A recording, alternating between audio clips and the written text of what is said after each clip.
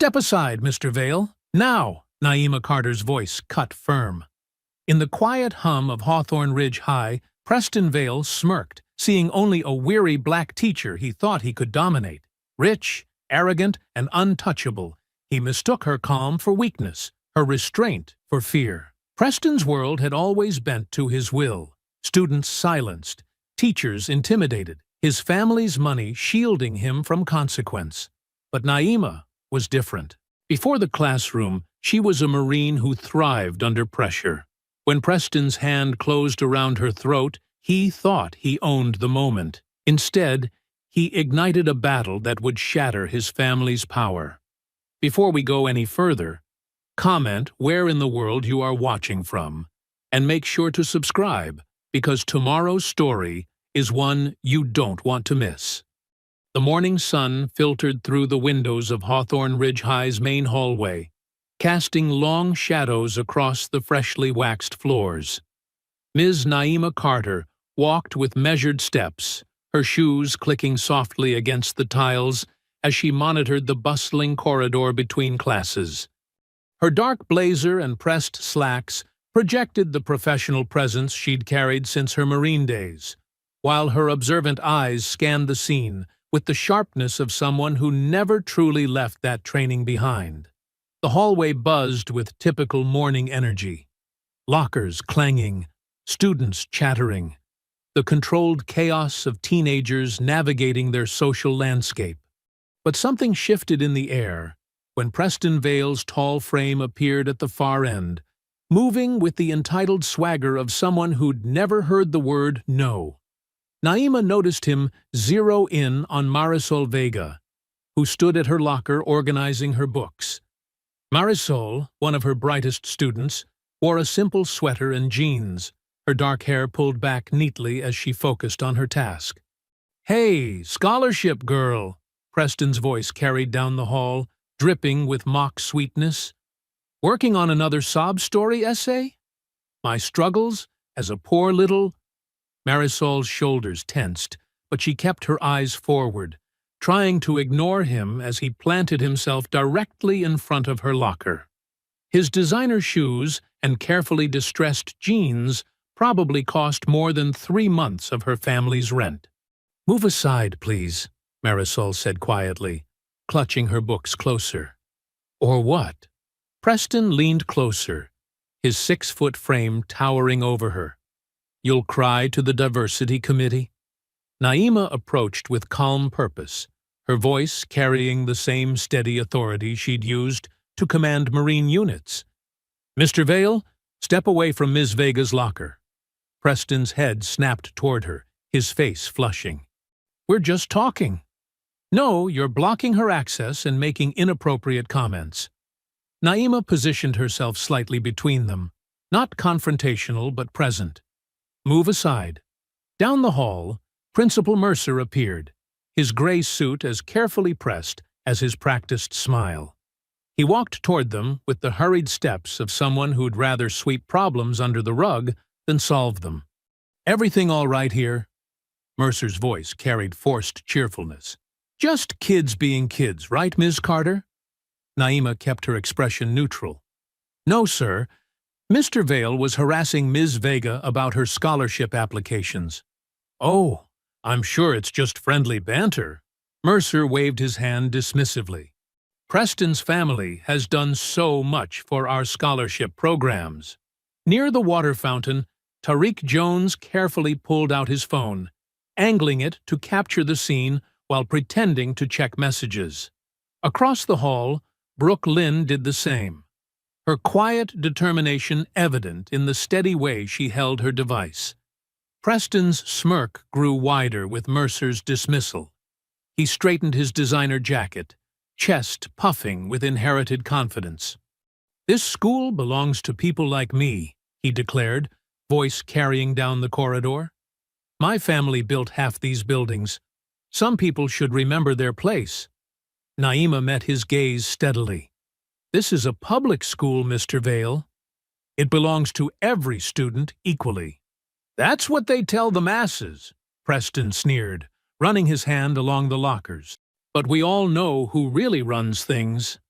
The tension in the hallway thickened as other students slowed their pace, watching the confrontation unfold.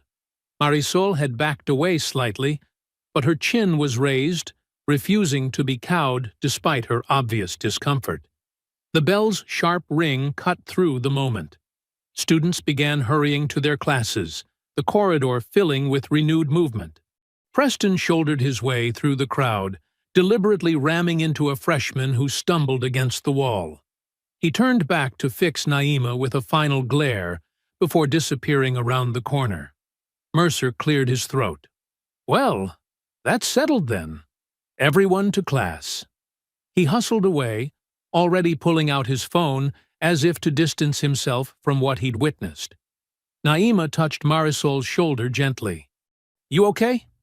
Marisol nodded, managing a small smile. "Yes, Ms. Carter. Thank you. Don't let anyone make you doubt your place here. You earned it." As the hallway cleared, Naima walked into her classroom with measured steps. The morning light streamed through the windows, illuminating the empty desks awaiting her students. She picked up a piece of chalk, its familiar texture grounding her as she turned to the blackboard. In clear, steady letters, she wrote, "Dignity is strategy." The words stood out against the dark surface, dust motes dancing in the sunbeams that crossed them. She set the chalk down precisely, aligning it with the metal tray's edge, a small act of order in a morning that had revealed so much disorder beneath Hawthorne Ridge's polished surface. The classroom remained quiet for a moment, the words on the board seeming to gather weight in the stillness before her students would begin filing in.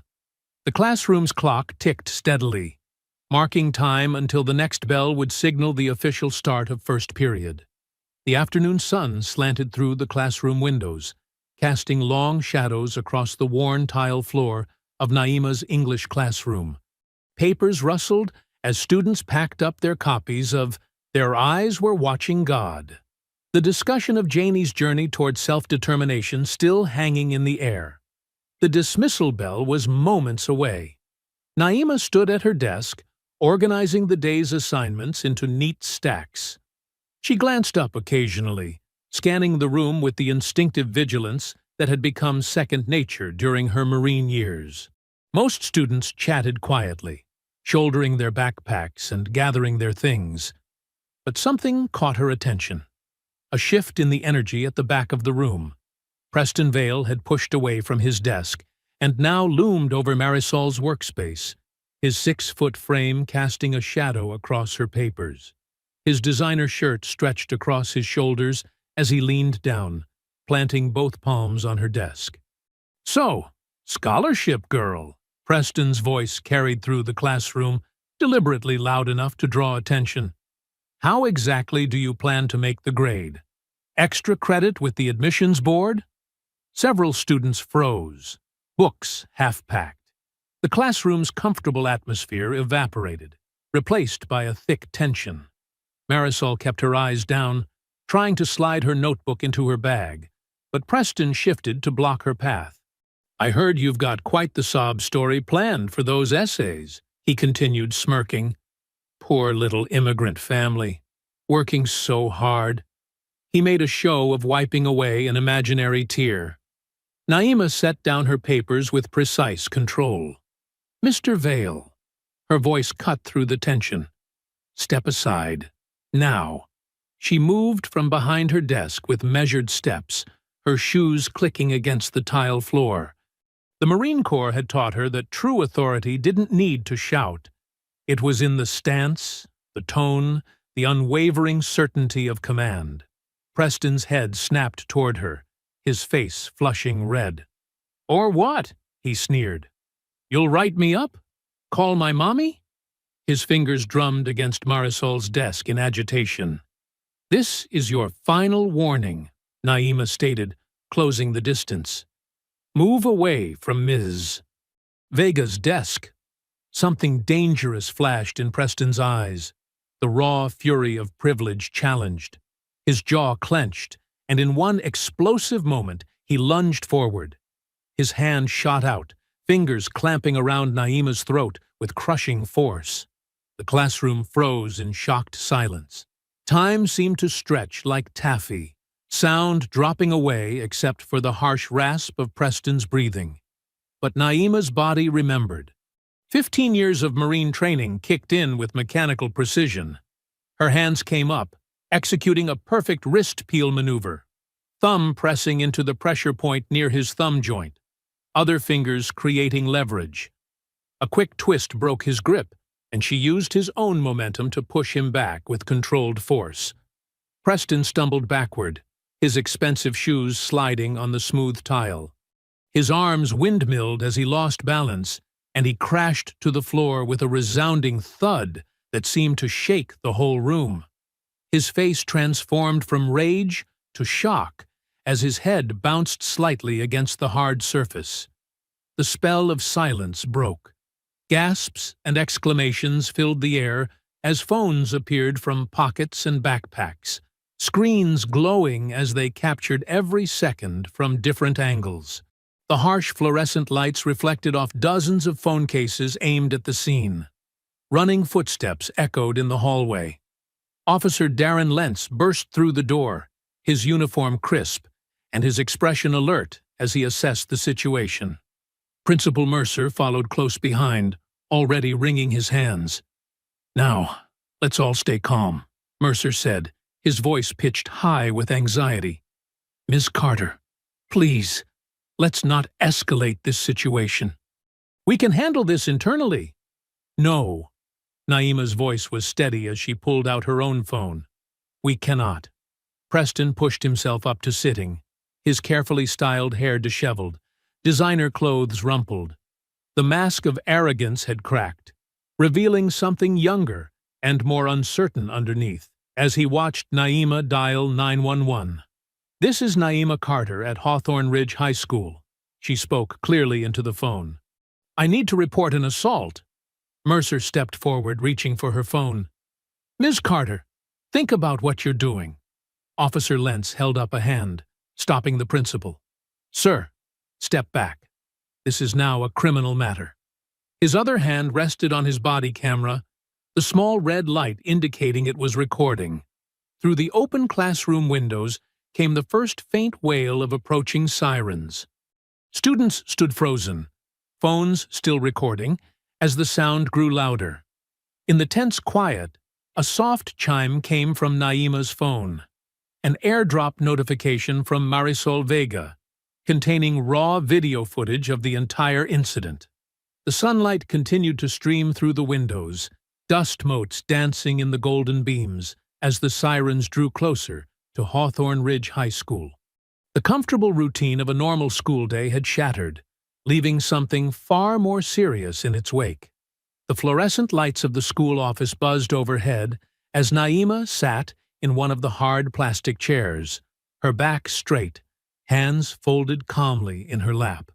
The Marine Corps had taught her how to maintain composure under pressure, and those lessons served her well now.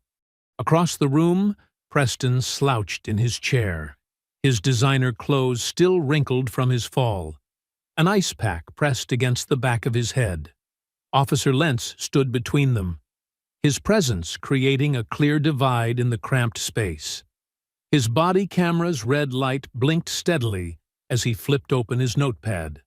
Principal Mercer hovered nearby, tension visible in every line of his body. "Now, let's handle this step by step," Officer Lentz said, his voice professional and measured. "Ms. Carter, please tell me exactly what happened." Naima spoke clearly, her words precise. "I was collecting papers at my desk when I observed Preston Vale harassing one of my students, Marisol Vega. When I approached and instructed him to step away, he grabbed me by the throat with his right hand, applying significant pressure." Officer Lentz nodded, writing in his notepad. "And then? I used a defensive maneuver to break his grip and create distance. He lost his balance and fell." "Ms. Carter, please," Mercer cut in, wringing his hands. "Surely we can discuss this reasonably. Preston is a senior, about to graduate. His whole future—" "Sir," Officer Lentz interrupted firmly, Please don't interfere with an official statement. He turned back to Naima. Did you suffer any injuries? Naima touched her throat lightly. Some soreness. There may be bruising. Officer Lentz documented this, then turned to Preston. Mr. Vale, your version of events? Preston straightened up, shooting a glance at Mercer before speaking. She attacked me first. I was just talking to another student, and she got in my face. I barely touched her. That's not what the videos show, Officer Lentz stated flatly. Multiple students recorded the incident. Would you like to revise your statement? Preston's face flushed red. He looked down at his expensive sneakers, suddenly seeming much younger than his 19 years. I might have grabbed her, but she made me fall. I hit my head. After you initiated physical contact, Officer Lentz pointed out. He pulled out a form and began writing. Based on the evidence and witness statements, I'm issuing you a summons for assault. You can't do that. Preston's voice cracked. Do you know who my mother is? The law applies equally to everyone, Mr. Vale, Officer Lentz replied, continuing to write. Ms. Carter, you have the right to press criminal charges.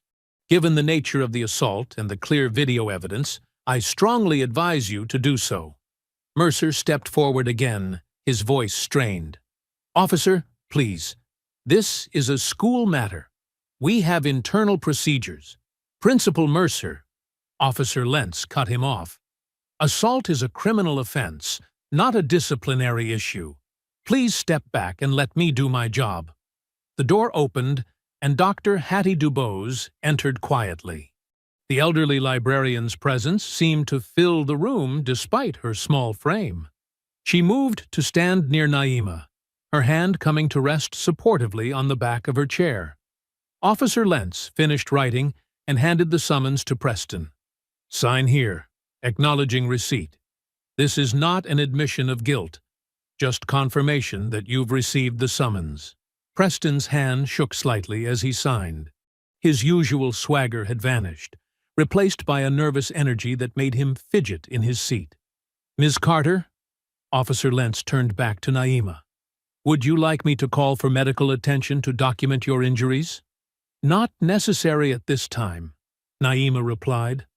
I'll have them documented by my personal physician. Dr. Dubose spoke up, her voice gentle but carrying an underlying steel. I'll make sure she gets proper care and documentation. Officer Lentz nodded. I've activated my body camera for this entire interaction. The footage will be preserved as evidence. Ms. Carter, you can request a copy through proper channels for any legal proceedings. Mercer wiped sweat from his forehead with a handkerchief. Surely we can find a way to resolve this without involving courts and lawyers. That ship sailed when Mr. Vale chose to assault a teacher, Dr. Dubose stated firmly. Actions have consequences. Officer Lentz finished his paperwork and addressed Preston again.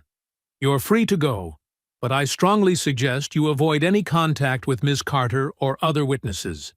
Any attempt at retaliation will result in additional charges. Preston stood up shakily, clutching the summons. He looked like he wanted to say something, but instead turned and hurried out of the office, the door closing behind him with a soft click. Thank you, Officer Lentz, Naima said, rising from her chair. I appreciate your professionalism.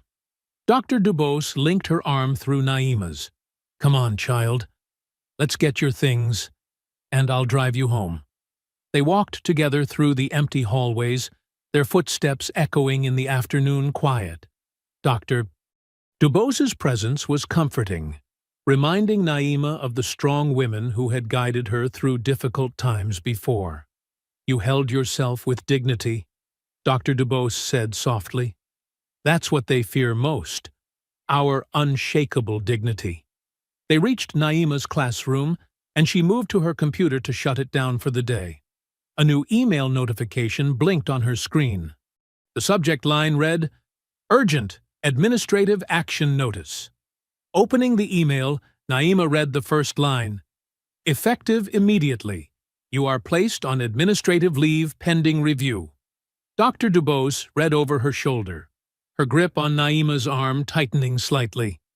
The afternoon sun cast long shadows across the classroom floor, and somewhere in the distance, a school bell rang, marking the end of another period.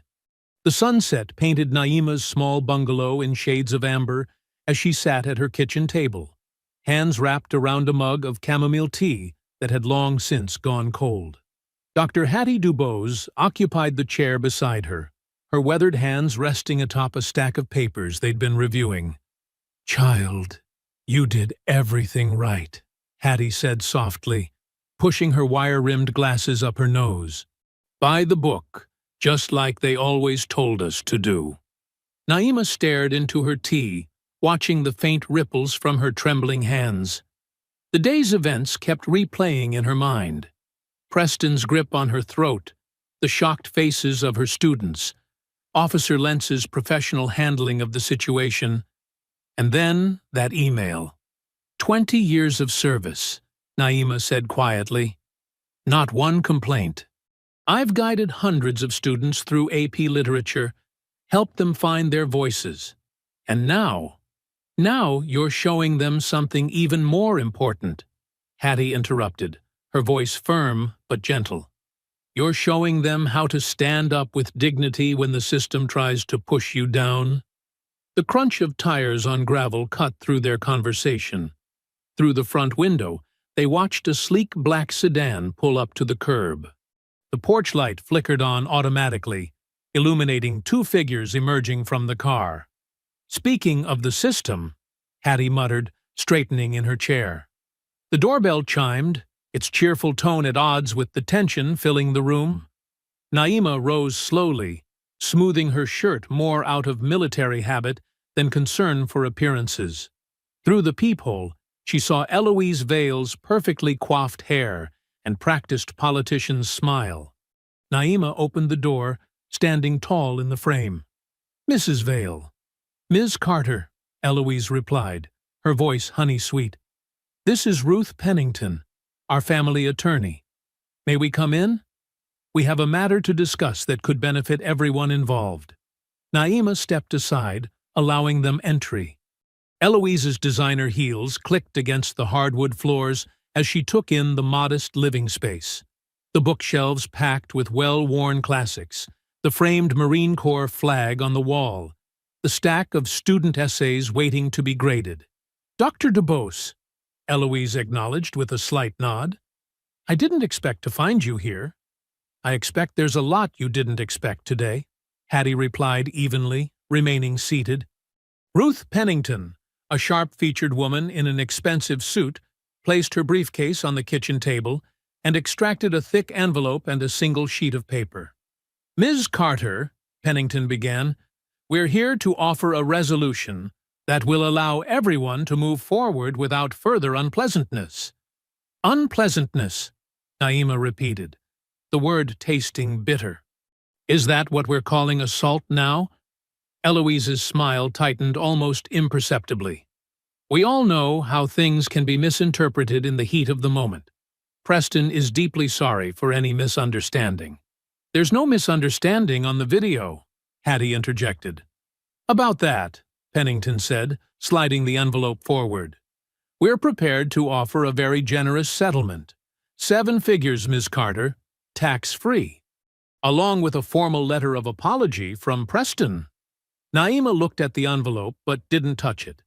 "In exchange for?" "You'll need to sign a non-disclosure agreement naturally," Pennington explained, "and we'll require all copies of the video to be surrendered and deleted.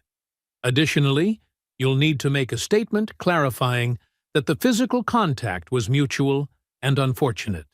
"You want me to lie," Naima stated flatly. "We want to protect a young man's future," Eloise cut in, her practiced smile never wavering. "Think of what you could do with this money, Ms. Carter. Buy a house in a better neighborhood. Travel. Never worry about a teacher's salary again." Naima's hand unconsciously rose to her throat, where the bruises were beginning to form. "My integrity isn't for sale, Mrs. Vale." "Everyone has a price," Eloise said, her voice dropping its sugary coating. Don't let pride stand in the way of security. Pride? Naima's voice remained steady, but her eyes flashed. This isn't about pride. This is about right and wrong.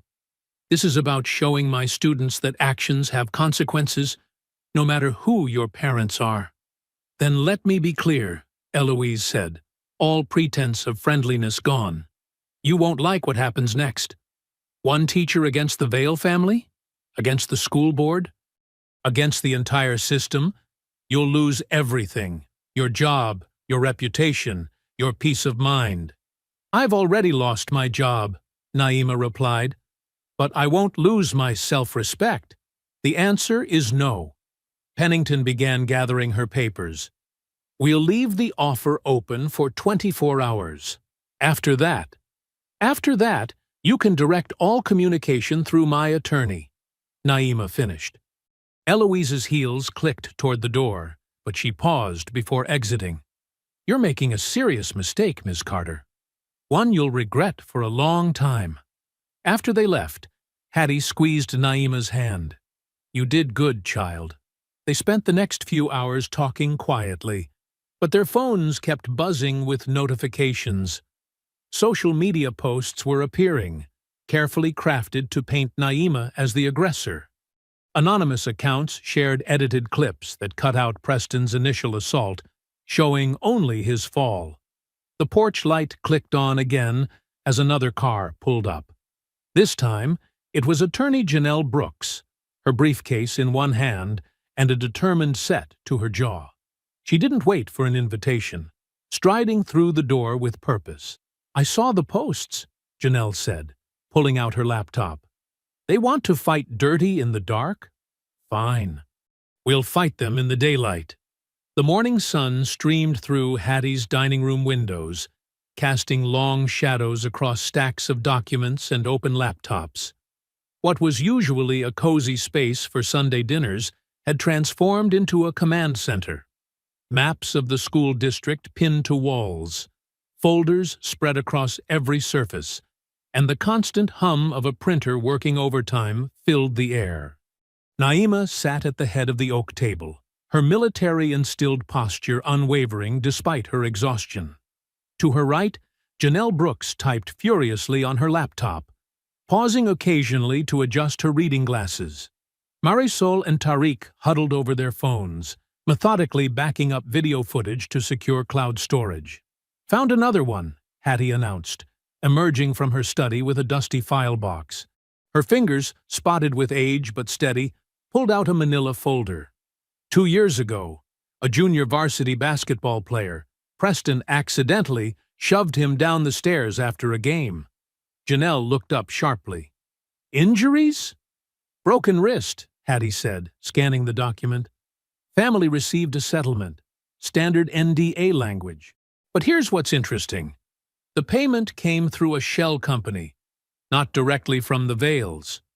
They're hiding the pattern, Naima observed, her voice tight with controlled anger. Marisol raised her hand instinctively before speaking. A habit from class. Ms. Carter, I remember that. The player was Diego Martinez. He transferred schools right after. And here's the second incident, Hattie continued, pulling out another folder. Female student, name redacted. Preston grabbed her wrist hard enough to leave bruises when she refused to go to homecoming with him. Another quiet settlement. Tariq leaned forward. I got the hall footage from yesterday backed up in 3 different places. They can't delete this one. Good work, Janelle nodded, still typing. The third incident, Hattie? The librarian's face darkened as she opened the final folder. Coach Thompson filed a complaint about Preston's behavior during track practice. 2 days later, he was fired for budget cuts. Generous severance package with, you guessed it, an NDA. 3 incidents, 3 cover-ups, Naima said, standing to pace the room. Her Marine training showed in her measured steps, all buried under money and legal threats. Janelle's printer whirred to life, spitting out pages. I've got our FOIA requests ready. School board meeting minutes. budget allocations for student wellness settlements, email correspondence between Mercer and the Vales. They'll fight the requests, Hattie warned. Let them, Janelle replied with a fierce smile. Every denial just strengthens our case for the civil action. Speaking of which, she turned her laptop around, displaying a document dense with legal language. This complaint isn't just about yesterday's assault. We're going after the whole system of protection they've built. Marisol's phone buzzed. She checked it and frowned. They're already trying to pressure my family. My mom got a call about my scholarship being under review. Document everything, Janelle instructed. Every call, every threat. It's all evidence. The room fell silent as Naima's phone rang. The screen displayed SGT Whittaker. She put it on speaker. "Red, you're on with everyone." "Roger that," came the gruff voice of her former CO. "Got your message, Carter. Pulled some strings with Marine Corps records. That discharge file they're threatening to leak? Let them. Your commendations will shut them up quick." "Thanks, Red, but they're going after my students now." "Already handled," Red replied. "Got some battle buddies in the area. We're setting up a rotation. Discreet presence around your house and Marisol's. Nobody touches our people." Hattie nodded approvingly. "The community's mobilizing too. Parents are calling, teachers are whispering. This isn't going away like the others." Janelle finished typing with a flourish. "Civil action is ready. Claims include assault, conspiracy to cover up multiple incidents, racial discrimination, and retaliation against a whistleblower." She looked at Naima. "Once I hit send, there's no going back. The Vales will come at us with everything they have." "Good," Naima said firmly. "Let them show everyone who they really are."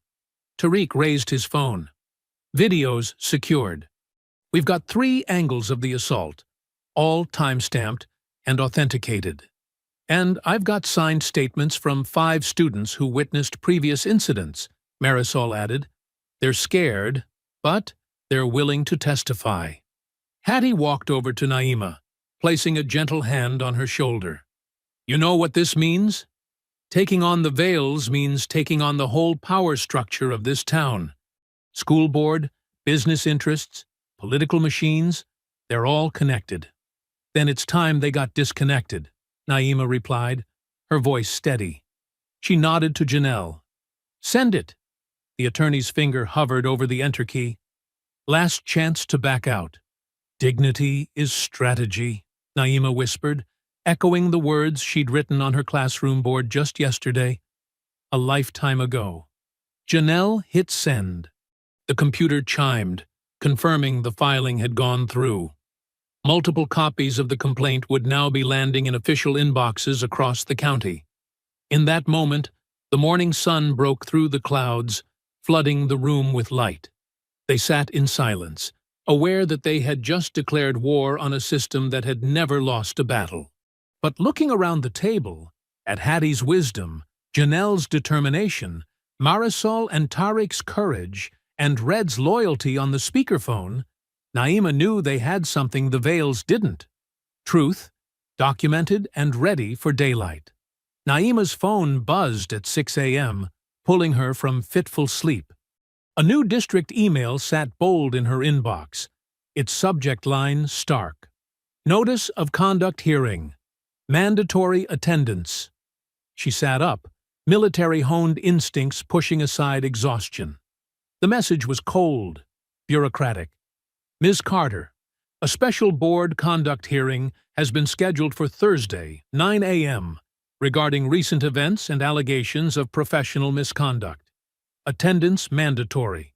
Failure to appear will result in immediate termination. 3 days." They weren't wasting time. Her phone kept buzzing as she made coffee. Social media exploded with divided reactions. Local Facebook groups filled with heated debates. Some called her a troublemaker, others a hero. Justice for Naima trended alongside Darcher's Fire Carter. Delete nothing, Janelle had instructed.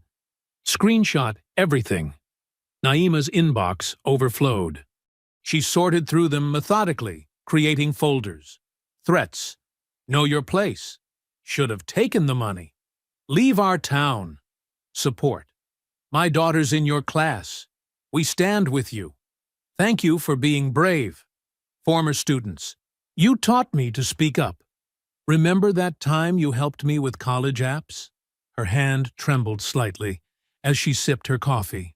Not from fear, from the effort of containing her anger at a system that thought it could intimidate her into silence.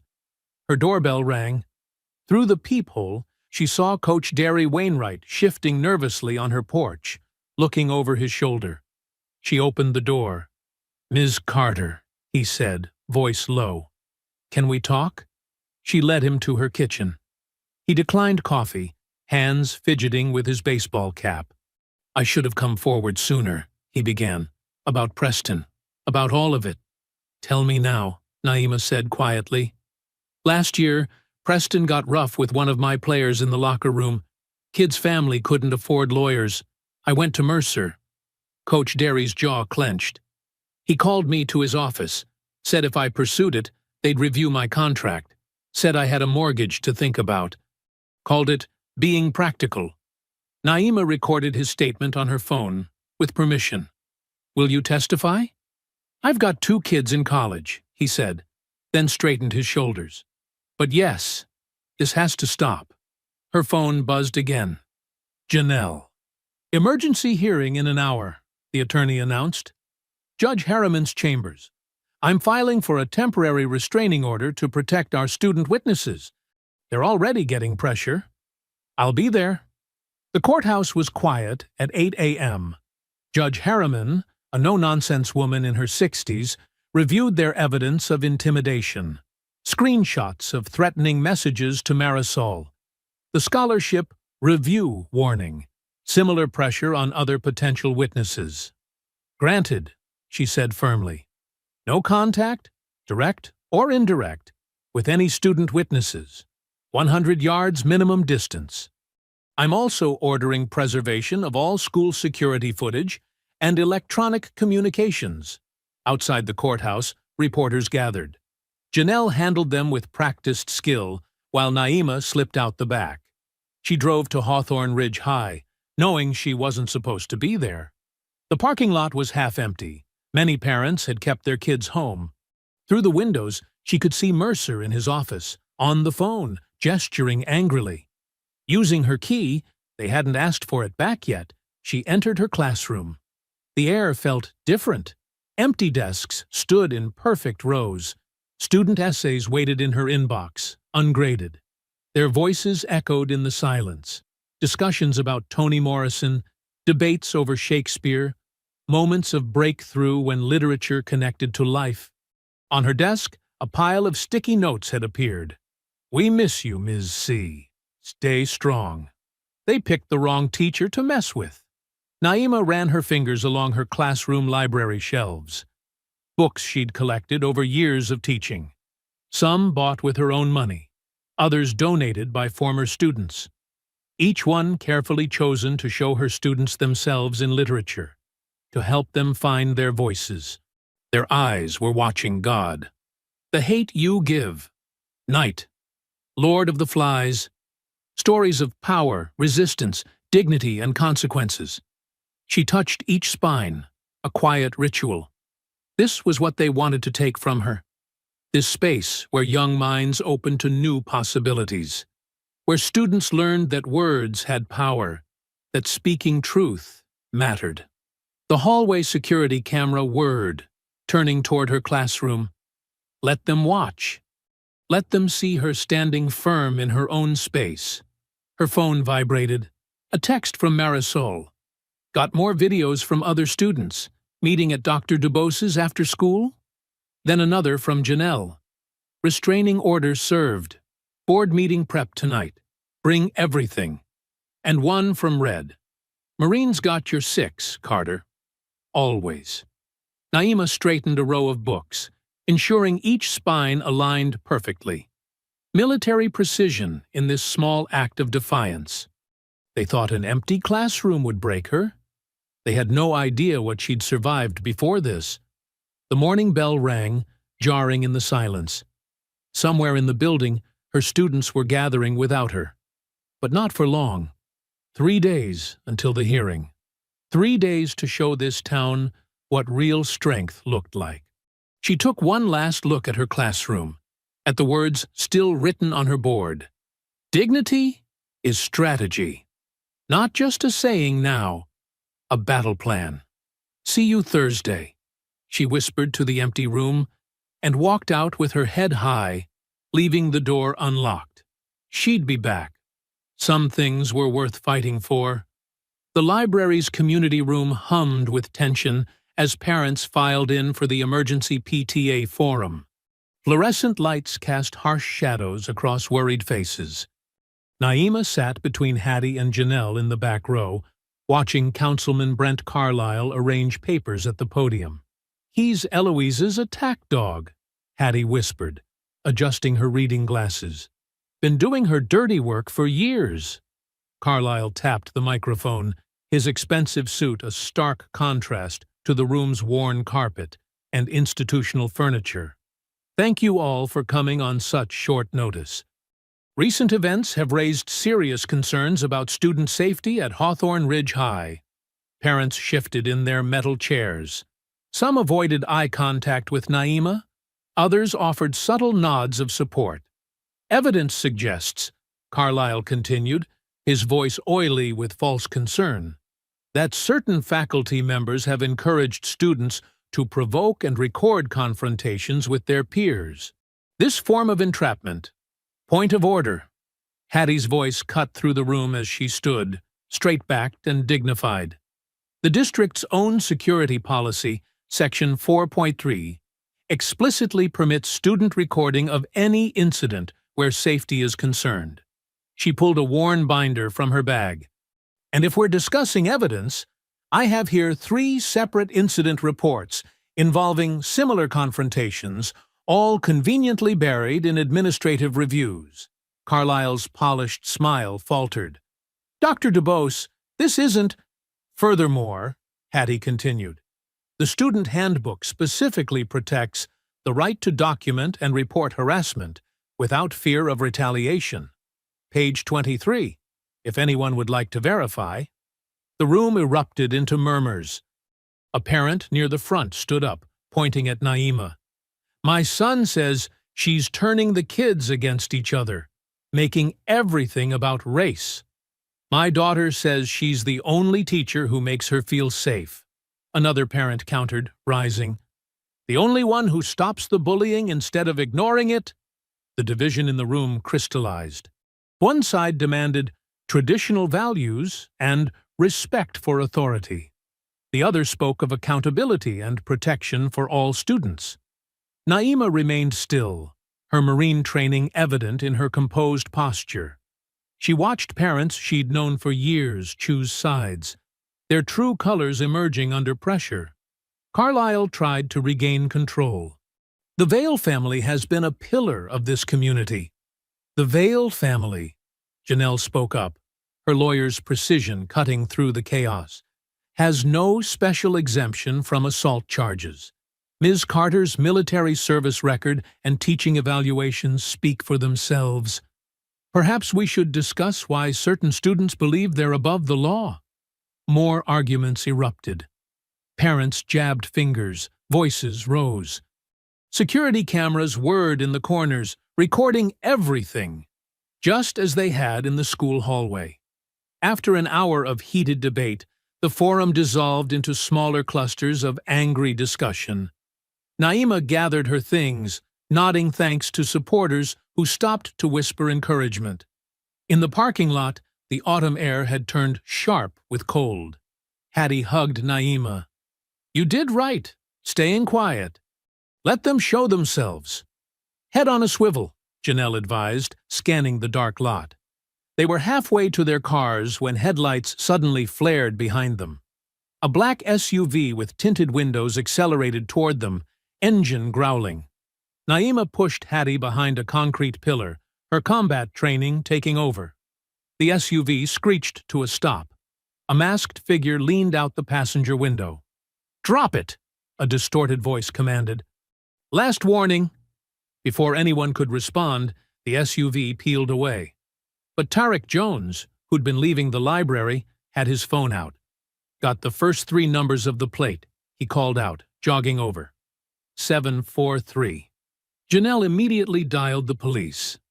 Hattie steadied herself against the pillar, shaken but determined. "They're scared," she said. "Wouldn't resort to this if they weren't scared." Naima memorized every detail. The SUV's make and model, the distinctive scratch on its hood, the slight accent in the masked voice. She'd learned in the Marines that fear tactics only worked if you let them. The police arrived quickly, taking statements. Officer Lentz was among them, his face grim as he reviewed Tariq's footage. Later, Naima's porch light cast a lonely glow as she unlocked her front door. The street was quiet, too quiet. Every shadow seemed to hold potential threats. A vehicle turned onto her street, headlights sweeping across her house. She tensed, then relaxed as she recognized the old pickup truck. Sergeant Red Whitaker emerged, silver hair gleaming in the streetlight, carrying a heavy duffel bag. "Carter," he greeted her, as if they were back on base. "Got your 6. "Red, you didn't have to." "Marine Corps doesn't leave its own hanging." He set the duffel down. "I'll take night duty. Got some of our old unit rotating shifts. They pulled this intimidation garbage in the wrong neighborhood." Naima felt tension ease from her shoulders. She'd trained under Red, learned discipline and strategy from him. Now, here he was, still teaching lessons about loyalty and strength. "They're getting desperate," she said. "Good." Red checked sightlines with practiced efficiency. Desperate means sloppy. Sloppy leaves evidence. We just maintain position and let them make mistakes. He settled into a chair on her porch, duffel bag within reach. The message was clear. This house, this teacher, would not stand alone. The school auditorium buzzed with tension as hundreds packed the wooden seats. Fluorescent lights cast a harsh glare over the scene. Board members arranged behind their long table on stage, Principal Mercer fidgeting with his tie. Eloise Vale perfectly composed in an expensive blue suit. Naima sat in the front row between Janelle and Hattie, her posture military straight. Coach Derry hunched a few seats down, his weathered face tight with worry. Behind them, students filled entire sections, many wearing Justice for Ms. Carter buttons that Marisol had designed. "Remember," Janelle whispered, arranging documents on her lap. "Let them dig their own holes." Board President Franklin Wallace tapped his gavel. "This emergency session will come to order. We're here to address the incident between Ms. Naima Carter and student Preston Vale." Mercer stood, clutching a folder. "If I may begin, we have statements from several witnesses who—" "Point of order." Janelle rose, her voice filling the room. "Before we hear selectively chosen statements, I move to present the unedited video evidence, as is our right under District Policy 4.7.2. Wallace frowned. "Ms. Brooks, this isn't a courtroom." "No," Janelle agreed. "It's a public institution bound by transparency laws. I have here," she held up a flash drive, "footage from multiple angles showing the entire incident. The board's own bylaws require consideration of all available evidence." Eloise Vale leaned forward to whisper something to Wallace, but he was already nodding reluctantly. "Very well. Technical services, please." A young IT worker hurried to connect the flash drive to the projector system. The huge screen behind the board flickered to life, showing Naima's classroom after the bell. The crowd watched in silence as Preston blocked Marisol's path, his body language aggressive. They heard his sneering comments about her scholarship. Then Naima approached, her voice calm but firm. "Step aside, Mr. Vale. Now." What happened next drew gasps from the audience. Preston's sudden lunge, his hand clamping around Naima's throat, the image massive on screen, impossible to minimize or explain away. The precise, controlled way she broke his grip without causing injury. The stunned look on his face as he fell. "Freeze frame," Janelle commanded. The technician complied, leaving Preston's hand clearly visible around Naima's throat. Phones emerged throughout the auditorium, capturing the frozen image. Board member Sarah Chen removed her glasses, rubbing her eyes. "My God! There are 3 more angles," Janelle continued, all showing the same sequence. Ms. Carter defended herself with minimal force against an unprovoked assault. An assault that, I might add, carries criminal penalties. Preston slumped in his seat, face red. Eloise maintained her composure, but her knuckles were white where she gripped her designer purse. "I've seen enough." Board member Thomas Reynolds stood, his voice shaking. "I've served on this board for 12 years. In that time, I've watched us bury incidents, protect certain families, preserve what we called stability. But this," he gestured at the screen, "this is beyond defense." He removed his board member badge and placed it on the table. "I resign, effective immediately. And I'll be providing a full statement to the authorities about other incidents we've covered up." The crowd erupted. Wallace banged his gavel repeatedly, trying to restore order. Coach Derry suddenly rose, his voice carrying over the chaos. "I need to speak," he said. "I've kept quiet too long.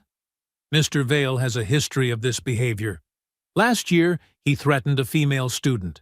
Principal Mercer told me to forget about it. Said my contract renewal depended on my discretion." Mercer half rose. "Now, see here. I have dates, times, and witnesses," Coach Derry continued. "I wrote everything down.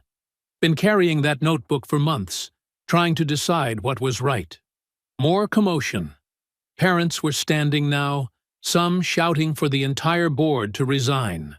Others demanded Mercer's immediate removal. The student section started chanting, "Play the rest! Play the rest!" Wallace consulted quickly with other board members. After several minutes of heated whispers, he raised his hands for quiet. "Given the clear video evidence and new testimony, I move to temporarily reinstate Ms. Carter to her teaching position, pending a full investigation of all related incidents." He glared at Mercer. "And I expect complete cooperation from administration." The vote was quick. 6 in favor, 1 abstention. Eloise Vale gathered her things and swept toward the exit, practically dragging Preston with her. Mercer followed, ashen-faced. Students surged forward to surround Naima. Marisol hugged her, tears streaming. "You're coming back. You're really coming back." They spilled out into the parking lot, where more supporters waited. Someone started a cheer that spread through the crowd. "Carter! Carter! Carter!" Naima allowed herself a small smile, accepting handshakes and hugs from parents and colleagues. Hattie squeezed her arm. "Dignity is strategy," she whispered. The celebration was just reaching its peak when Naima's phone buzzed. A text from Red. "Turn on Channel 7 now." She pulled up the local news station's live stream on her phone. Her heart sank as she watched an edited version of the incident playing across the screen. The footage had been cut and spliced to show her moving toward Preston first, making his grab appear defensive. The anchor's voice droned, "Questions arise about teachers' aggressive conduct." Naima kept her face neutral, even as she felt dozens of eyes on her. She'd learned in the Marines that victories often drew the heaviest counterattacks. The war wasn't over. It was escalating. The glow of the TV cast harsh shadows across Naima's living room as she sat between Hattie and Red, watching Channel 7's coverage spread like poison. Her temporary victory at the board hearing felt like it happened in another lifetime, not just hours ago. Sources close to the Vale family suggest This edited footage reveals the full context of the incident, the anchor said smoothly. The manipulated video played again, chopped and rearranged to show Naima advancing aggressively toward Preston before his hand reached her throat. Red's jaw clenched. That's not what happened. They cut out 2 whole minutes of him blocking Marisol. Of course they did. Hattie's voice was bitter as she took notes. They've got friends at every station in town. Eloise's campaign donations see to that. Naima's phone buzzed constantly with notifications. The doctored footage was spreading across social media, each share adding new layers of lies. Comments called her the angry black teacher and another violent troublemaker. We have the original videos, Naima said quietly. Multiple angles. The truth is right there. Truth needs people willing to see it, Hattie replied, patting her hand. And money makes people look the other way. Red checked his phone, frowning. Janelle's calling. Hold on. He put the call on speaker. It's bad, Janelle said without preamble. Judge Whitman just stayed our discovery motion on Preston's previous NDAs. Says he's concerned about trial by media, contaminating potential jurors. That's convenient timing, Hattie muttered. It gets worse, Janelle continued. Preston's lawyer just filed a defamation countersuit. They're claiming your false allegations have caused him severe emotional distress and damaged his college prospects. Naima closed her eyes, remembering her Marine training. Control your breathing. Focus on what you can affect. How much are they asking for? $2 million, plus a public retraction of your assault claim. Red stood up, pacing. This is bull. Language, Sergeant, Hattie warned automatically. Baloney, Red finished. They assault her on camera, then sue her for talking about it? Welcome to the American legal system, Janelle said grimly, where money buys enough lawyers to make black look white. Naima watched the TV as another station picked up the edited footage. Her own face looked alien to her in their twisted version, angry, threatening. They'd even darkened the footage slightly, making her seem more menacing. We need to counter this narrative, Hattie said. I've got contacts at the Black Heritage Society. They can help spread the real video. A crash of shattering glass cut through the room. Red moved instantly, shoving Naima and Hattie behind the couch as a brick thudded onto her carpet. Outside, tires squealed. Stay down, Red commanded, already running for the door. His military training was evident in his swift, precise movements. Through the window, they could see a dark sedan speeding away, its taillights gleaming. Red sprinted after it, his phone out, recording. 479, he called back over his shoulder, capturing the partial plate before the car disappeared around a corner. Naima approached the brick carefully, noting the paper wrapped around it. She used a pen to carefully unfold the note without touching it directly. The message was typed, "Drop the charges or worse comes next." Hattie was already on the phone with the police. Glass crunched under her shoes as she paced. Yes, we need an officer right away. This is Dr. Hattie Dubose at 1247 Maple Street. We've just had a brick thrown through Ms. Carter's window with a threatening note. Red returned, breathing hard. Lost them at Cedar Avenue. But that partial plate, it's the same one Tariq spotted after the PTA meeting. Naima stared at the broken window, feeling the cool night air seep in. The breach in her home's safety brought back memories of night watches in war zones. But this was different. In the Marines, the enemy was clear. Here, the attacks came wrapped in lawyers' letters and edited videos, followed by bricks in the dark. I'm staying tonight, Red declared, brooking no argument. We'll set up watches like we did in Fallujah. I'll make coffee, Hattie said, heading to the kitchen, and call that glass repair service that does emergency boarding. Naima carefully photographed the brick, the note, and the broken glass from multiple angles. Evidence. Everything was evidence now. Her phone buzzed again, More notifications about the edited video, more comments calling her a liar. Red placed a hand on her shoulder. "We've got your 6, Marine." She nodded, grateful for his solid presence. The police would come, take statements, file reports. Tomorrow, Janelle would add this incident to their growing file. But tonight, the cool air whispered through her broken window, carrying a message clearer than any typed threat. The system was fighting back. In her kitchen, Hattie hummed an old civil rights song as she made coffee. Its familiar melody, a reminder that others had faced worse and prevailed. Red checked the perimeter, his footsteps regular and reassuring on her porch boards. Naima touched the jagged edges of glass still clinging to the window frame. She'd taught her students about symbolic imagery in literature, how broken things often represented broken systems. Now her own window had become a symbol, its sharp edges reflecting the fractured justice they were fighting to repair. The night stretched ahead, dark and uncertain. But she wasn't alone in facing it. That would have to be enough for now. The plywood over Naima's window blocked out the streetlights, casting deeper shadows across her living room. The harsh sound of power tools had faded, leaving behind the quiet hum of late-night conversation and coffee cups clinking against saucers. Hattie settled into the armchair while Red checked the temporary barrier one final time. A soft knock at the back door made them all tense. Red moved swiftly to check through the peephole, then relaxed. "It's Marisol." The girl slipped in quietly, her shoulders hunched under her backpack. Dark circles shadowed her eyes, and she clutched her phone like a lifeline. Naima guided her to the couch, noting how her star student's usual confidence seemed dimmed.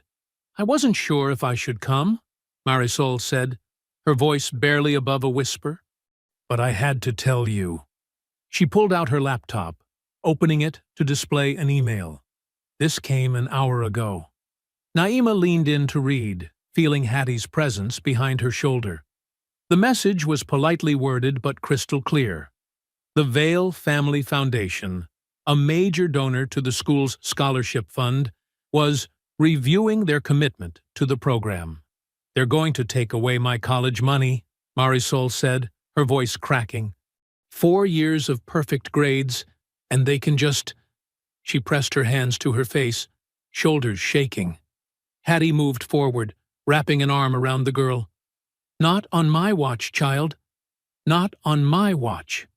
She pulled out her own phone, fingers flying over the keys. "I've got connections at the Black Heritage Society, the Hispanic Education Foundation, and 3 alumni associations. We'll find you new funding."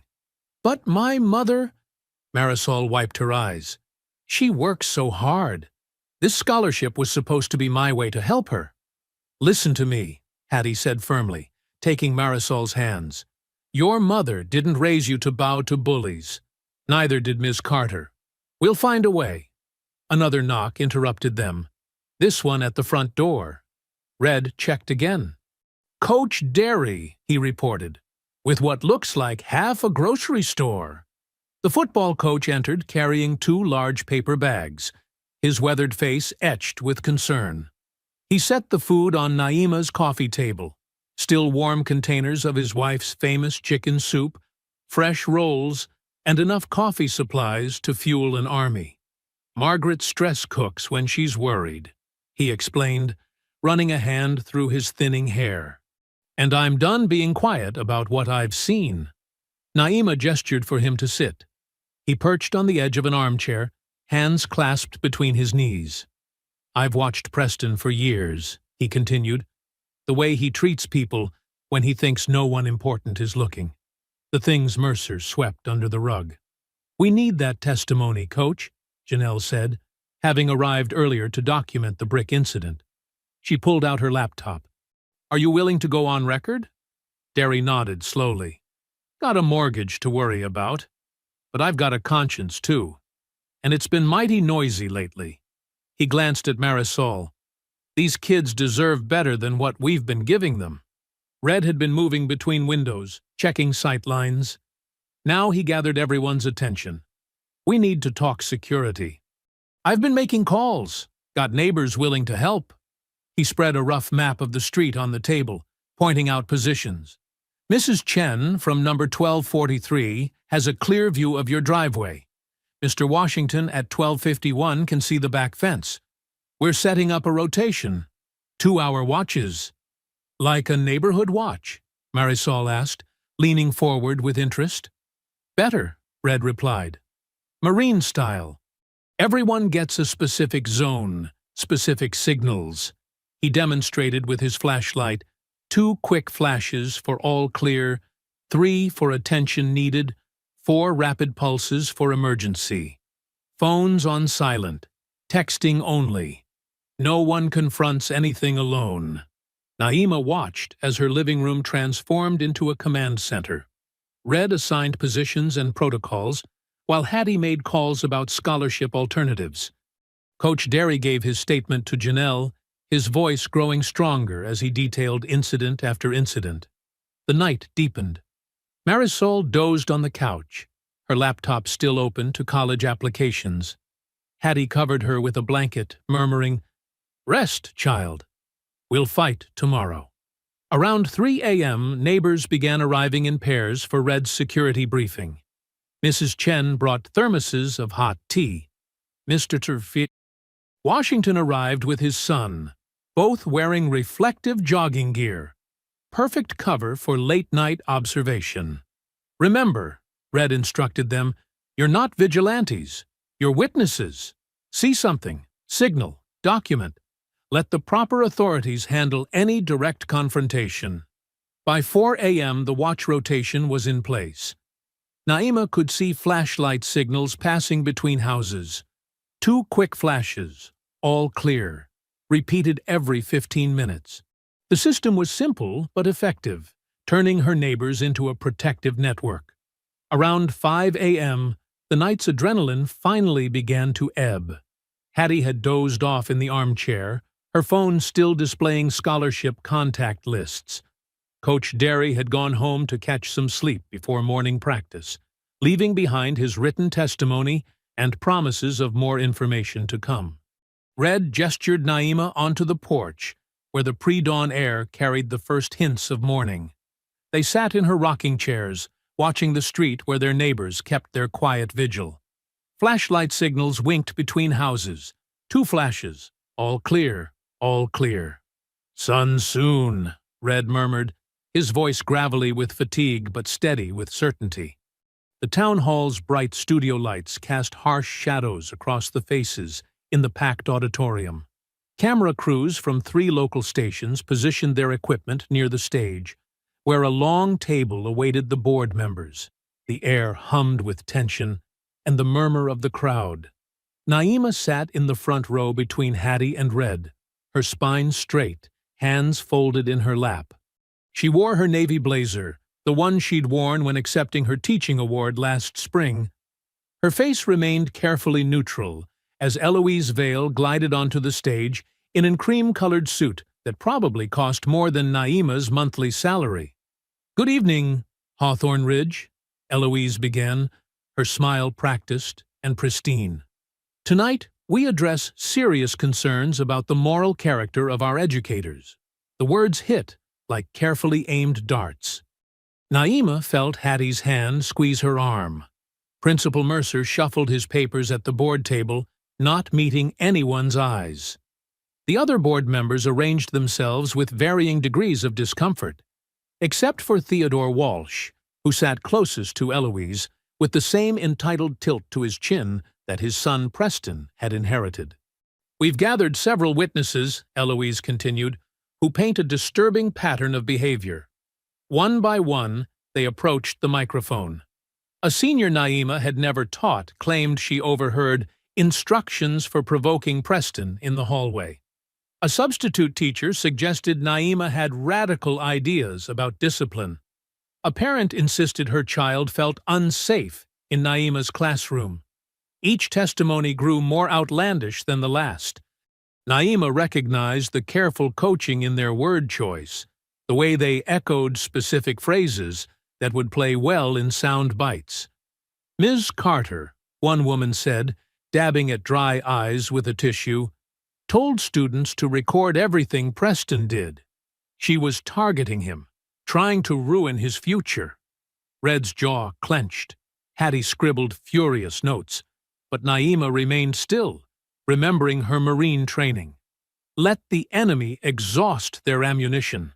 Preston sat in the second row, surrounded by his usual crowd of enablers.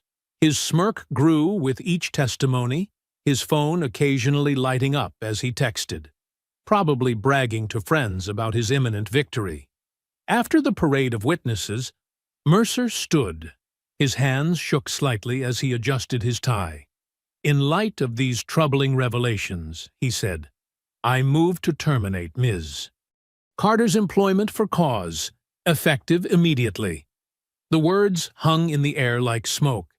Cameras swiveled to capture Naima's reaction, but she gave them nothing except dignity. Board member Sandra Chen spoke up. "Shouldn't we review the original incident footage again?" "Already settled," Walsh cut in. "We're voting on new evidence of misconduct." The deliberation lasted 17 minutes. Naima counted each one, breathing in the steady rhythm she'd learned in basic training. Around her, she could feel the tension in her supporters. Marisol's mother gripping her rosary, Coach Derry's leg bouncing with nervous energy, her students watching with wide eyes as adults once again proved how systems could be twisted. The vote was 4-3 for termination. "Mrs. Carter's employment is terminated for cause," Mercer announced, his voice cracking slightly. "All salary and benefits cease immediately." Camera lights flashed. Preston's laugh carried across the room. Eloise leaned down to whisper something in his ear, both of them wearing matching expressions of satisfaction. "We're finished here," Eloise announced to the room, but her eyes locked onto Naima's. The threat in them was clear. "Don't get up again." Naima rose slowly, gathering her purse. The cameras followed her every move as she walked toward the exit, head high. Hattie and Red flanked her like guards, their presence solid and sure. Outside, the evening had turned cold. Their footsteps echoed on the empty sidewalk as they walked away from the lights and noise. Only when they reached the shadow of a massive oak tree did Naima finally stop. One tear slid down her cheek. Just one. She wiped it away with military precision. "They think they've won," Hattie said softly, pulling Naima into a fierce hug. Red stood watch, his stance protective. They got cocky, made mistakes. Naima's phone buzzed. Janelle's message lit up the screen. "Chain of custody. We flip it." "What does that mean?" Hattie asked, peering at the text. Before Naima could respond, they heard footsteps. Coach Derry emerged from the shadows, clutching a manila envelope. "You need to see this," he said, his voice low. "Mercer's been sloppy with the security footage. And I've got dates, times, every edit they made to that video they've been spreading." More footsteps approached. Sandra Chen hurrying toward them, still in her board member suit. "I recorded everything," she whispered. "The private sessions where they coached those witnesses. Walsh's son was stupid enough to stream it on social media. Thought he was being clever, showing off how they were going to take care of the problem." Naima stood very still, absorbing this information. Her military training had taught her that sometimes you had to absorb a hit to expose your opponent's weakness. She thought of all those testimonies, all those cameras recording every word. Red checked his phone. "Night watch is in position at your house. No one's getting near anything tonight." Hattie squeezed Naima's hand. They wanted a show. They certainly got one. Naima nodded once, then straightened her blazer. Around her, the night felt less dark than it had a moment before, filled with the quiet strength of allies gathering. The morning sun filtered through Hattie's kitchen windows, casting warm light across stacks of documents and laptops scattered over her oak table. Coffee cups and half-eaten muffins dotted the makeshift command center, where Naima, Janelle, Red, Hattie, and Marisol had gathered since dawn. Naima sat with perfect posture despite her exhaustion, her fingers wrapped around a cooling mug of tea. The events of last night's ambush vote still played through her mind, but the military discipline that had carried her through combat zones now kept her focused on the mission ahead. "Found something," Red announced, his gruff voice breaking the quiet concentration. He pulled a thick manila folder from his duffel bag, spreading out meticulously organized papers. "Been keeping records since the first incident. Every security camera request I filed with Mercer's office." Janelle leaned forward, her legal pad ready. "How many requests?" 17, Red said, tapping the stack. "Each one properly dated, time-stamped, and signed. Each one conveniently lost, or pending review." He laid out the forms in chronological order. "Notice the pattern?" Hattie adjusted her reading glasses, studying the dates. "They correspond exactly with Preston's previous incidents." "Exactly," Red confirmed. "I requested footage from the parking lot when that girl's wrist was bruised, the hallway when Coach Derry reported threats, the cafeteria during the vandalism incident. Every single time, Mercer claimed technical difficulties or missing tapes." Marisol, who had been quietly typing notes on her laptop, looked up. "But the cameras are always working. I see the red lights every day." "That's right," Red nodded. "And look here." He pointed to a receipt. "I paid the district tech office to verify the system status on each date. Every camera was fully functional." Naima studied the documents, remembering her military training in maintaining paper trails. "You kept receipts for everything." "Marines don't leave loose ends," Red said with a slight smile. "Each denial required Mercer's signature. He probably thought no one would connect the dots." Janelle was already scanning documents into her laptop, her fingers flying across the keyboard. "This establishes a pattern of deliberate evidence suppression. But we need—" Her phone buzzed, interrupting her thought. She read the message, her eyebrows rising. Well. Anonymous tip from someone inside the school. Says the SRO's body microphone picked up something interesting yesterday. The room went quiet. Hattie poured fresh coffee into everyone's cups as Janelle put her phone on speaker and played an audio file. Mercer's distinctive voice crackled through. "Those student phones need to disappear, Officer Lentz. Especially the ones with hallway footage. I don't care how you do it. Just make them go missing from the evidence locker." The Vale family has been very generous to the district's security budget.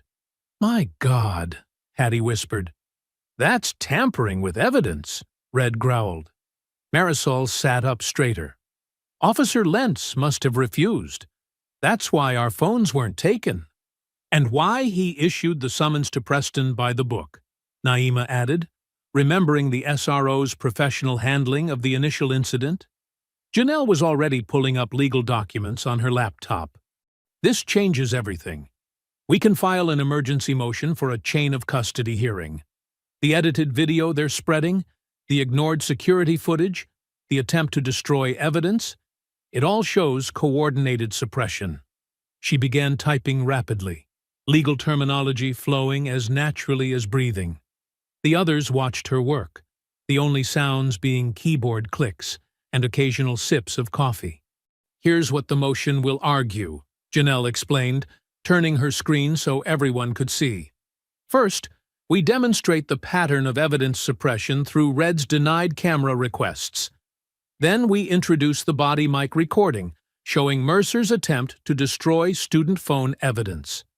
Finally, we demand a full accounting of how that edited video of Naima got created and distributed." "Will the judge hear it quickly enough?" Hattie asked. "With evidence tampering this blatant?" "They'll have to." Janelle's fingers never stopped moving, especially since it involves a public official trying to destroy evidence in an assault case. Naima noticed Marisol had gone quiet. "What are you thinking?" "Just remembering something from AP government," Marisol said slowly. about chain of custody, meaning every person who handled evidence has to be documented. So if they edited that video, there would be records of who accessed the original footage, Red finished, nodding approvingly. And who authorized its release to the media, Hattie added. Exactly, Janelle said. Every edit, every transfer, every decision to publish, it all leaves traces. They got sloppy in their rush to control the narrative. She made a few final keystrokes, then hit submit. Motion filed. Now we wait. They didn't have to wait long. Within 20 minutes, Janelle's phone buzzed with a response from the court. Emergency hearing granted for tomorrow morning at 9, she announced. Judge Harriet Chen presiding. Chen? Hattie's eyes widened. She has a reputation for being meticulous about procedure. And she hates evidence tampering, Janelle confirmed. More importantly, she's not up for re-election, so the Vale family's influence won't matter. Red gathered his documentation carefully. Time to show them what real receipts look like. The marble halls of the county courthouse echoed with footsteps as Naima and her team made their way to courtroom 3. Red walked slightly ahead, his military bearing automatic as he scanned for threats. Janelle carried her well-worn leather briefcase, while Dr. Calvin Rhee, the forensics expert, balanced his laptop and technical equipment. Judge Marta Klein's courtroom stood imposing with its dark wood panels and high ceiling. Naima took her seat beside Janelle, keeping her face neutral as Eloise Vale swept in with her legal team. Preston slouched in behind them, his usual swagger diminished under the formal setting. Principal Mercer sat separately with the district's counsel, tugging at his collar. "All rise," the bailiff called as Judge Klein entered, her silver hair gleaming under the fluorescent lights. Once everyone was seated, Dr. Rhee took the stand. He adjusted his glasses and opened his laptop, connecting it to the courtroom's display system. "Dr. Rhee," Janelle began, "please explain your analysis of the video file in question." "Certainly." He pulled up a technical timeline on the screen. Every digital file carries metadata. Think of it as a fingerprint showing who created it, when, and what changes were made. The edited video clip that aired on Channel 8 News has a very clear history.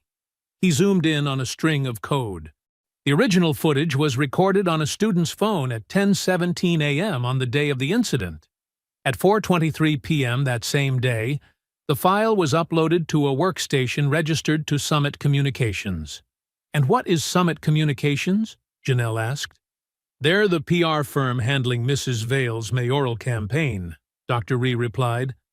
The file was edited there using professional software, removing approximately 40 seconds of footage showing Mr.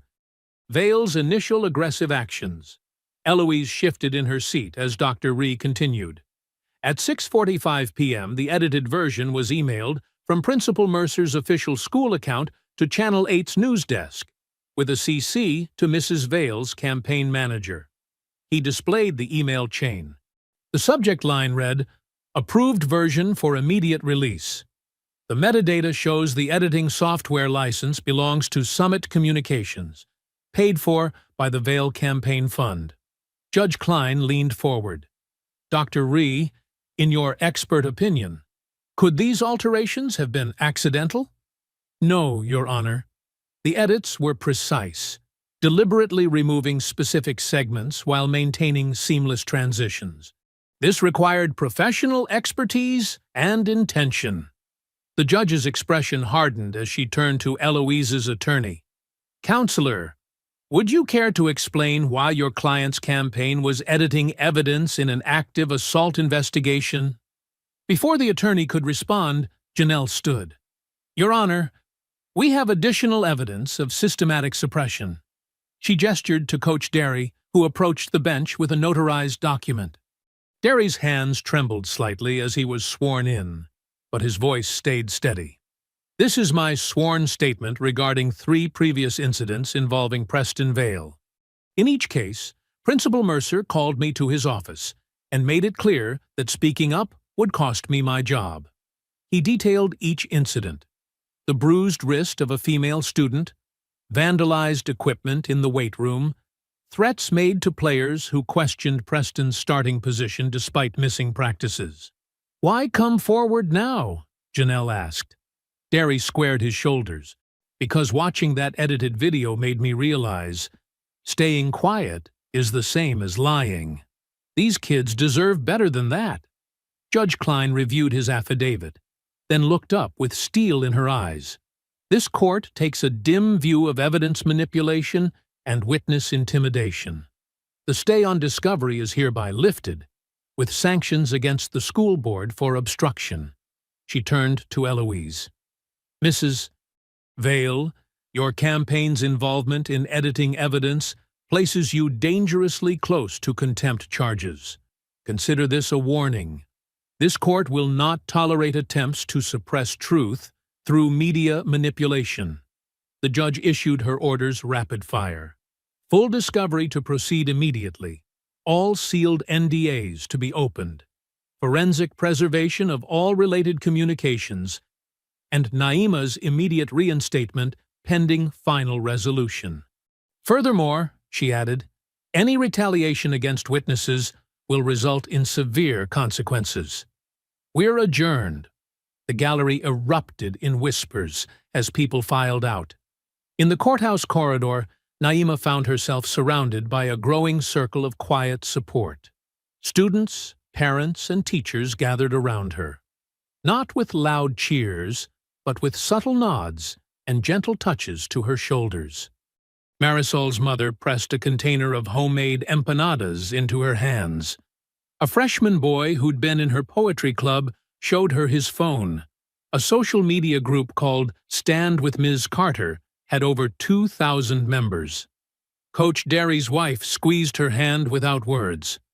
Through the crowd, Naima caught glimpses of Eloise's face twisted with fury as she hustled Preston toward their waiting car. Mercer slipped out a side door, shoulders hunched. But, for once, their attempts to escape scrutiny only highlighted their isolation. Red positioned himself at Naima's shoulder, parade rest stance conveying silent protection. Dr. Hattie dabbed at her eyes with a handkerchief, while Janelle organized the next steps with brisk efficiency. The afternoon sun slanted through the courthouse's high windows, catching dust motes in golden beams. Naima stood in its warmth, surrounded by her community's quiet strength, feeling each small gesture of solidarity like a shield being forged link by link. A student's parent, a custodian at the school, approached with coffee for everyone. Another parent who worked as a court clerk offered to help organize the upcoming documents. A retired teacher promised to substitute for free if Naima needed recovery time. The messages were clear. You are not alone. We see the truth. We stand with you. Emergency lights blazed across Hawthorne Ridge High's facade as community members filed into the auditorium for the hastily called board session. Tech crews adjusted cameras for the live stream, while Janelle arranged her laptop and files at the podium. Naima sat in the front row between Red and Hattie, her spine straight, hands folded in her lap. The room hummed with tension as more people crowded in: students, parents, teachers, and local media.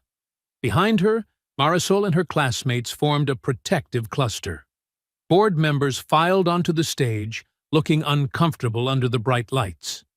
Principal Mercer took his usual seat, though his face had gone waxy. When Eloise Vale entered with Preston, the crowd's murmur turned sharp. "This emergency session will come to order," the board chair announced, voice echoing through the speakers. "Attorney Brooks, you may proceed." Janelle stood, remote in hand. "Tonight we present evidence of systematic abuse of power and attempted cover-up." She clicked, and the wall-sized screen lit up with the unedited hallway footage. The audience watched in silence as Preston's assault played out in high definition, his hand gripping Naima's throat, her controlled response. The gathered students' gasps of shock. "Now," Janelle continued, "listen to what happened next." She played the SRO's body mic recording. Mercer's voice filled the room. "Those phones need to disappear. You understand me? Make this go away." Color drained from Mercer's face as his own words condemned him. Eloise's knuckles went white on her armrest. "But that's not all," Janelle said. The screen split into panels showing previous victims, faces blurred but voices clear, describing encounters with Preston. An athlete describing threats in the locker room. A student council member detailing vandalized campaign posters. A girl quietly explaining why she transferred schools. Each of these incidents was buried under NDAs, Janelle explained. Each time, money and influence protected the aggressor instead of the victims. She pulled up a new screen. Text messages from Preston's phone, obtained through subpoena. The words blazed above the crowd. "She needs to learn her place. Nobody tells me no in my school. Dad's lawyers will handle it like always." Preston slumped in his chair, the swagger finally deserting him as his own words exposed his character. "Ms. Carter," Janelle called, "would you demonstrate the defensive technique you used that day?" Naima rose smoothly and walked to the center aisle. "I'll show you exactly what Marine Corps defensive training looks like." Her voice carried clear and steady. "The goal is to end conflict with minimal force while protecting everyone involved." She invited a female board member to assist. "Please place your hand here," she guided. Then, with precise, controlled movements, she demonstrated the wrist peel maneuver that had broken Preston's grip. "Notice! No punches thrown, no excessive force, just careful discipline to create distance and prevent harm." The contrast with Preston's violent grab was stark. "Mr. Vale," Janelle called, "would you care to explain your actions that day?" Preston looked around wildly, finding no escape from the cameras and eyes fixed on him. His face crumpled. His voice cracked. "I never thought. Nothing ever happened before when I—" He looked down at his hands. "No one ever made me face what I did." "Because money and influence protected you," Janelle pressed. "Yes." The word seemed torn from him. "Mom and Dad always fixed it. I thought I could do whatever I wanted." Tears started rolling down his face. "I was wrong. I'm sorry." "I'm so sorry." The board chair cleared his throat. "We have before us several motions. First, Principal Mercer has submitted his resignation, effective immediately." Mercer stood stiffly and walked off stage without looking back. "Second, the Ethics Committee has found Mrs. Vale in violation of campaign finance laws for unlawful coordination in evidence tampering. She faces significant fines." Eloise's face was a mask of fury as she stood. "I withdraw from the mayoral race," she announced through clenched teeth, then stalked toward the exit. Finally, regarding Preston Vale, he has agreed to plead guilty to assault. The court's sentence includes mandatory counseling, supervised community service at the school's literacy program, and a public apology. Preston rose on shaking legs. The cameras zoomed in as he faced Naima. "Ms. Carter, I am deeply sorry for assaulting you. My behavior was inexcusable. I've never taken responsibility for my actions before, but I'm starting now. I will work every day to be worthy of this second chance." Applause thundered through the auditorium. Preston stood awkwardly in the spotlight, head bowed, his carefully constructed world of privilege finally cracked open. Naima remained seated, her face calm. Red squeezed her shoulder while Hattie wiped away tears. Around them, the community rose to their feet, their approval washing through the room in waves. On screens across town, viewers watched justice unfold in real time. The live feed captured every moment as the powerful finally faced consequences, and a teacher's dignity prevailed over violence and intimidation. The morning sun streamed through the school board meeting room's windows as Superintendent Howard Chen signed the final page of the new district policy. "The Carter Protocol is now official," he announced, passing copies to the gathered administrators and teachers.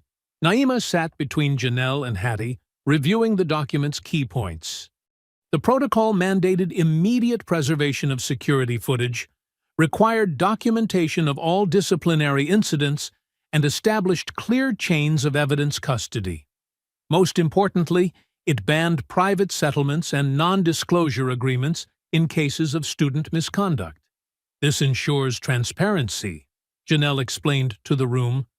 "No more buried incidents. No more paying for silence." Dr. Chen nodded. "We're also implementing trauma-informed training for all staff. Ms. Carter has agreed to help develop that curriculum." After the meeting, Naima walked the sunny hallway with Hattie, passing the spot where everything had started. Students waved and called out greetings, the awkward tension of recent weeks replaced by warm respect. "Did you see the Foundation's announcement?" Hattie asked, pulling up an email on her phone. Naima smiled. "About Marisol's scholarship? Not just restored, they doubled it. Full ride plus living expenses." Hattie beamed. The Morgan Foundation was furious when they learned about the Vail donors' threats. They're creating a whole new social justice scholarship program in Marisol's name. They reached the library, where Brooklyn and Tarek Jones were setting up a display about digital documentation and student rights. Both had received special commendations from the school board for their role in preserving evidence. "The exhibit looks great," Naima told them, examining the carefully arranged timeline of events. "We wanted to show how everyone's small actions added up," Brooke explained. "One video, one witness statement, one person speaking up. It all matters. Plus the technical stuff," Tariq added.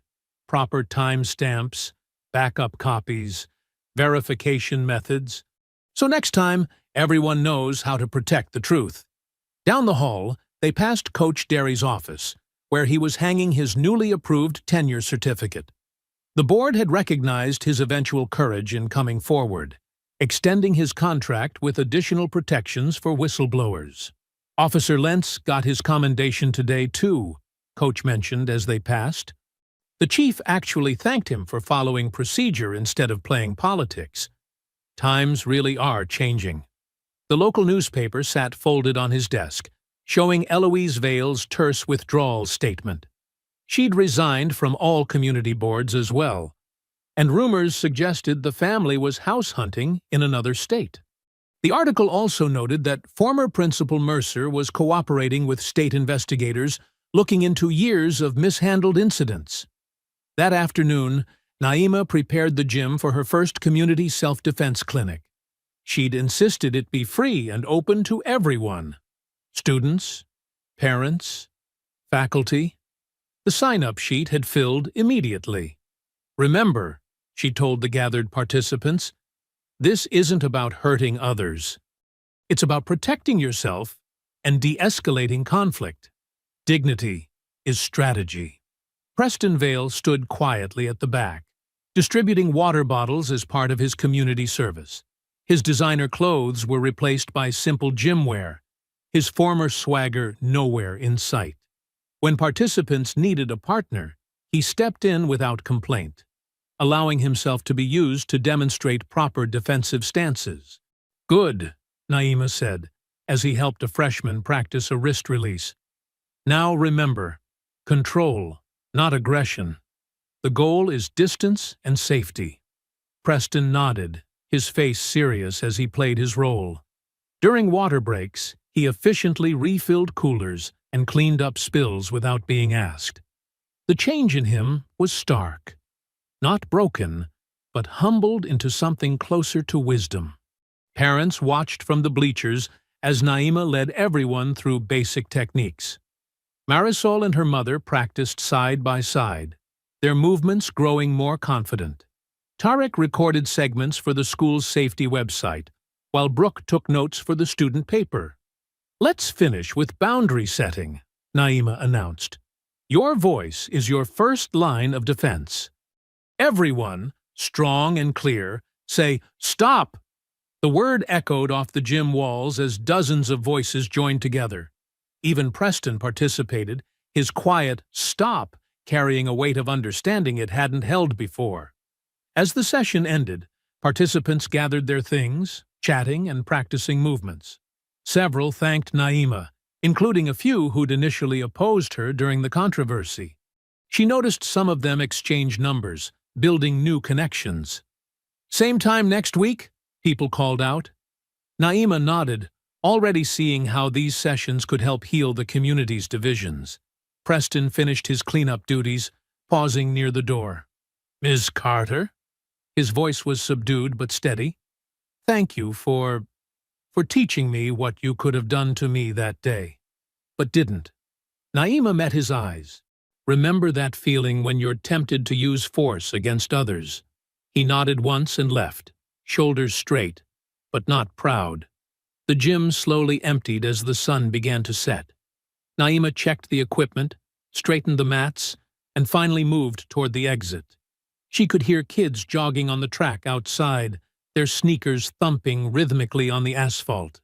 As she turned off the lights and locked the heavy gym doors, she felt the familiar cadence rising in her throat. Her soft voice carried just enough for her own ears. Left, right, left. The evening air held a new crispness, matching the freshly awakened spirit she felt in the town. Students called out goodbyes as they passed. A parent waved from their car. Officer Lentz nodded respectfully from his patrol vehicle. The changed atmosphere was subtle, but undeniable. Where silence had once protected the powerful, truth now moved freely through open doors and renewed connections. It wasn't perfect. Change never was. But it was awake, alive, and moving forward in steady rhythm. I hope you enjoyed that story. Please share it with your friends and subscribe so that you do not miss out on the next one. In the meantime, I have handpicked 2 stories for you that I think you will enjoy. Have a great day.